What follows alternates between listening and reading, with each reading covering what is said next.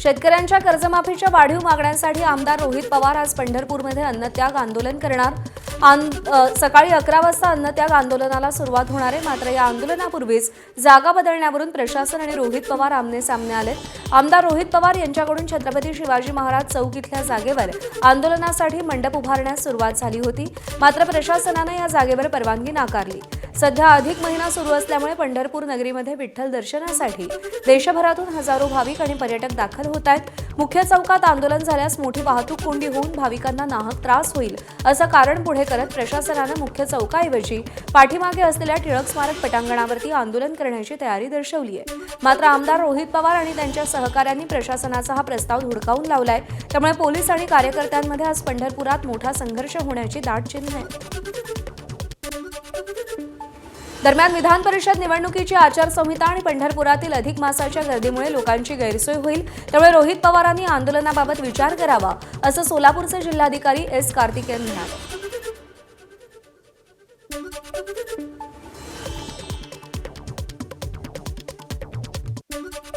नाही, आम्ही ऍक्च्युअली रोहित पवार साहेबांनी मुख्य अधिकारीला पत्र लिहिले। मुख्य अधिकारी हा दोन्ही विषय उल्लेख करून तो रोहित पवार साहेबांना पाठवलेले। एक, सर्वप्रथम अधिक महिना आणि आषाढी वारी अधिक महिना चालू आहे आणि खूप महत्वाचं म्हणजे एकादशी चालू आहे। एकादशीमध्ये आमच्याकडे जवळपास 10 ते 12 लाख भाविक आमच्याकडे आलेले आहेत। लोकांचा थोडा गैरसोय होईल। एक, दुसरा असं आहे की आचारसंहिता पण चालू आहे आणि रोहित पवार साहेबांनी जे काही मुद्दा मांडलेले आहेत त्या मुद्द्यावर आम्ही नक्की चर्चा करणारच आहेत।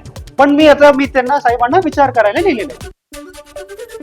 दरम्यान रोहित पवारांच्या आंदोलनावर शरद पवारांच्या राष्ट्रवादीचे आमदार अभिजित पाटील यांनी काय प्रतिक्रिया दिली आहे पाहूया। शेतकऱ्याला कर्जमाफी झाली पाहिजे, सरसकट कर्जमाफी झाली पाहिजे, निकष नको आहेत आणि आम्ही यापूर्वी पण मागणी केली 2 लाखाची मर्यादा न ठेवता त्या ठिकाणी जेवढं कर्ज आहे तेवढं सगळं माफ झालं पाहिजे आणि जे आज निकष लावले त्याच्यामुळं अनेकाला त्या ठिकाणी कर्जमाफीपासून वंचित राहावं लागेल।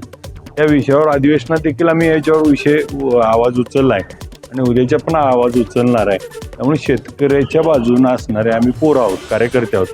शेतकऱ्याचं आंदोलन आहे, त्यामुळे शेतकऱ्याचे आंदोलन असल्यामुळे त्याच्यामध्ये आम्ही असणार। दरम्यान आजच्या आंदोलनासंदर्भात रोहित पवारांनी ट्विट करत काय भूमिका मांडली आहे पाहूया। विठुरायाची पंढरी सगळ्या भक्तांसाठी कायम खुली असतानाही सरकार बॅरिकेड्स लावून आमच्या मार्गात असे अडथळे आणते।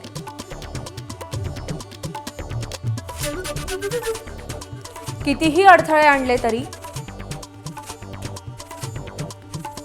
आंदोलन थांबणार नाही। सत्तेचा अहंकार जनतेच्या ताकदीसमोर कधीही टिकत नसतो हे सरकारनं लक्षात ठेवावं। उलट लढणाऱ्याचे हात धरून आणि बोलणाऱ्याचं तोंड दाबून सरकार स्वतःचाच पराभव सिद्ध करते। प्रशासनातले सगळेजण आमच्या सोबत आहेत हे सरकारनं विसरू नये।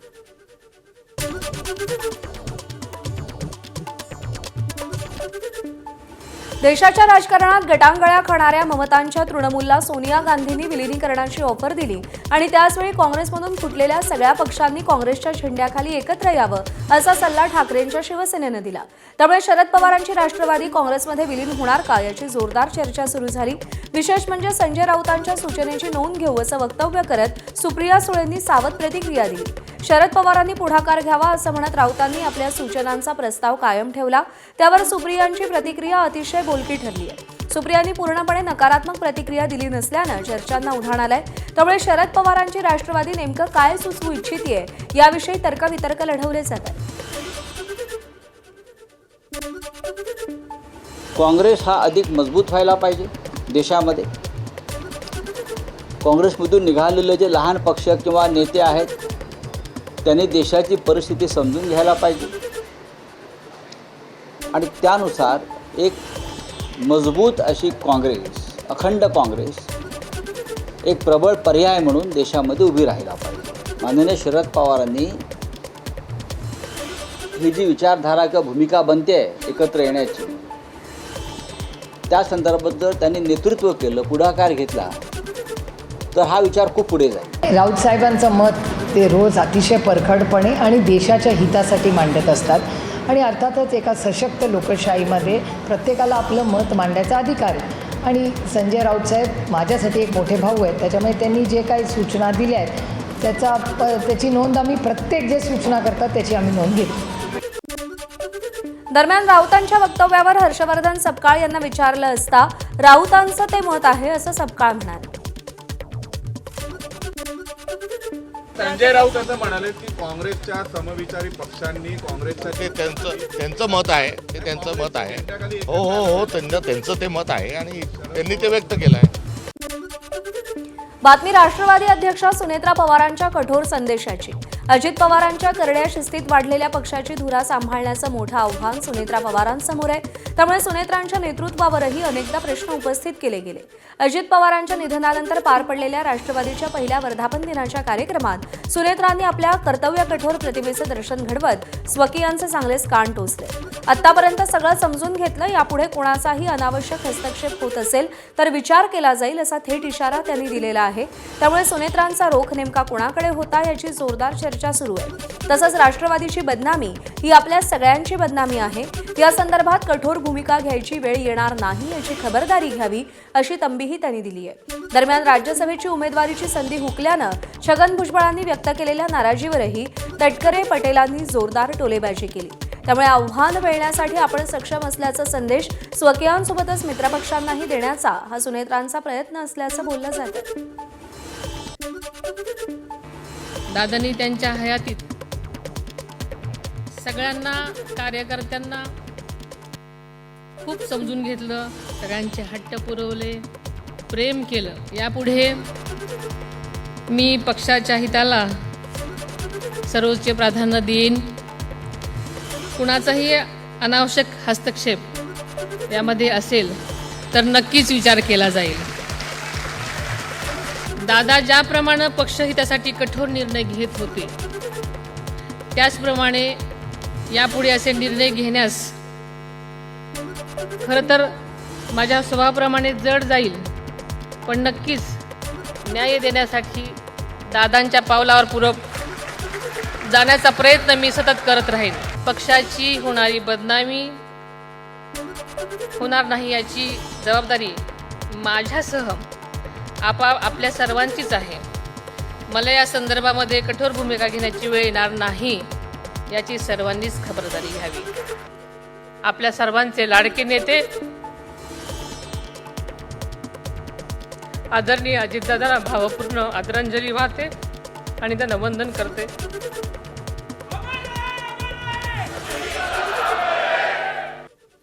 नाशिकमध्ये गोकुळ गीतेंनी माघार घेतली तरच आपण माघार घेणार असल्याचं जळगावातील शिवसेनेच्या बंडखोर रेश्मा काळेंनी जाहीर केलं होतं. मात्र गीतेंनी माघार घेतल्यानंतरही रेश्मा काळेंची बंडखोरी कायम आहे. माघारीची वेळ आता निघून गेली आहे. आता माघारीबाबत आपला विचार नसल्याचं रेश्मा काळेंनी म्हटलंय. मात्र जळगावमधूनही माघार घेतली जाईल, तो विषय मोठा नाही असा विश्वास गिरीश महाजनांनी व्यक्त केलाय. त्यामुळे रेश्मा काळेंच्या पुढच्या भूमिकेकडे सगळ्यांचं लक्ष लागलंय. आज सकाळपासून मी माझं प्रचार दौऱ्यावर फिरत आहे आणि कार्यकर्त्यांचा चांगलं रिस्पॉन्स मला भेटलेला आहे. कार्यकर्त्यांची इच्छा आहे की मी माझी लढाई शेवटपर्यंत लढली पाहिजे आणि मी माझ्या वरिष्ठांची चर्चा करून नंतर बोलेन. हो, मी माझ्या निवडणुकीवर शेवटपर्यंत ठाम राहणार. गीतेदादांनी 4 दिवस घेतले पाठिंबा द्यायला, मला निदान 4 तास बी भेटत नाहीयेत. मी नक्कीच माझा प्रतिसाद नंतर तुम्हाला कळवणार.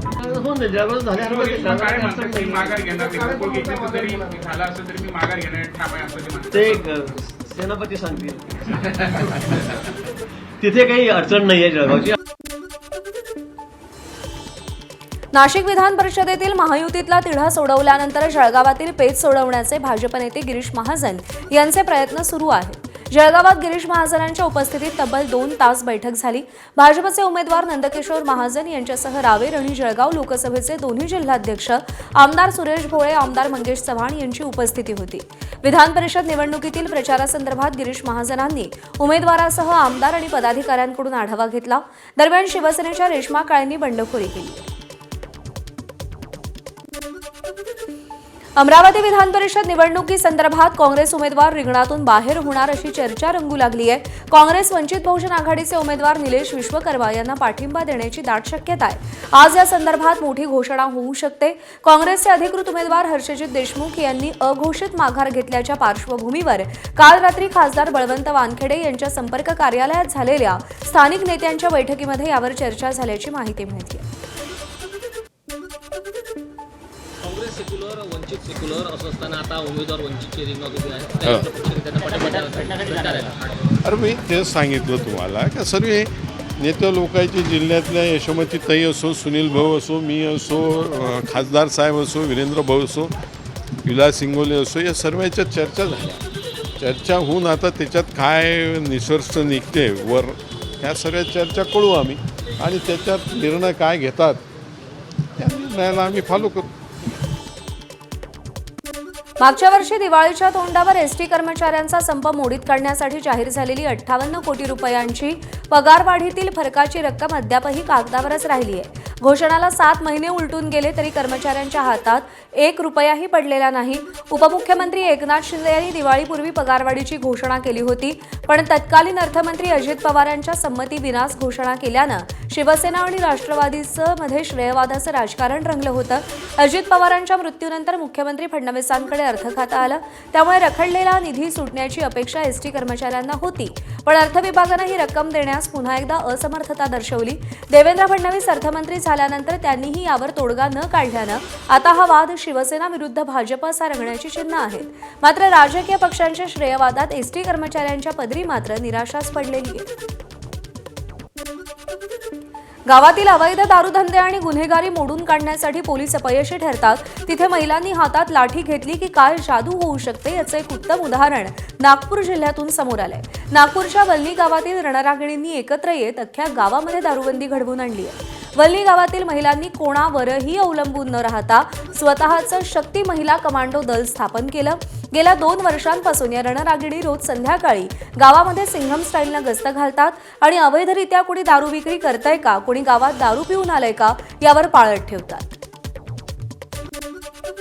3 वर्षापासून या शक्ती महिला दलाच्या महिला गावामध्ये गस्त घालतात. आपण त्यांना विचारूया की याची सुरुवात कशी झाली ताई? सुरुवात 2024पासून याची सुरुवात झाली. पद्मश्री शमशाद बेगम मॅडम छत्तीसगडवरनं त्यांनी आम्हाला 10 दिवसाची ट्रेनिंग दिली आणि त्या ट्रेनिंगमध्ये आम्हाला सांगितलं की दारूबंदीविषयी आणि ग्रामस्वच्छता, भ्रूणहत्या, बालविवाह याच्याविषयी आम्हाला ट्रेनिंग दिली. आणि आमच्या गावात आधी दारूचे दुकान होते, 4 दुकान होते दारूचे, तर आम्ही रोज रात्री गस्त घालत असते आणि त्यावर बंदी केली. मला सांगा, रोज गस्त घालण्याची वेळ कशी आहे, किती आहे आणि गावातल्या कोणकोणत्या भागामध्ये कशा प्रकारे गस्त घातली जाते? गावातली वेळ आम्ही 8 वाजता इथे महिला गोळा होतो. 8:15 वाजता आम्ही इथनं निघतो. आज एक एरिया घ्यायचा, थोड्या वेळाने दुसऱ्या एरियामध्ये जायचं. म्हणजे आज हा एरिया घेतला आपण तर उद्याच्या दिवशी दुसरा एरिया घ्यायचा.